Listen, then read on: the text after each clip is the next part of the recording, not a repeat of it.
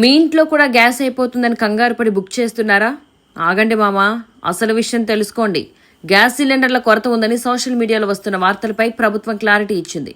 అనవసరమైన పుకార్లను నమ్మొద్దు అని ఏపీ మంత్రి నాదెండ్ల మనోహర్ స్పష్టం చేశారు. అయితే అకాల వర్షాల వల్ల పంట నష్టం జరగడం వల్ల కొన్ని రేట్లు మారే అవకాశం ఉంది, కానీ గ్యాస్ సరఫరాకు ఎలాంటి ఇబ్బంది లేదని చెప్పారు. బ్లాక్ మార్కెట్ని ప్రోత్సహించకండి. ఈ ఇన్ఫర్మేషన్ ఫ్రెండ్స్కి కూడా షేర్ చేయండి. ప్రతి ఒక్కరం కూడా ఒక బాధ్యతతోటి వ్యవహరించాలి. ఈ కొరత ఒక్క రోజు కోసం కాదు, ఒక వారం కోసం కాదు.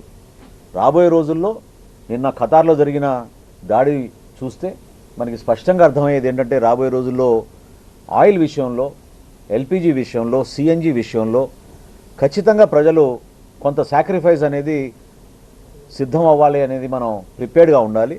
సాక్రిఫైజే కాదు, ఆల్టర్నేటివ్ ఫ్యూల్స్ ఏంటనేది కూడా మనం చూసుకోవాలి.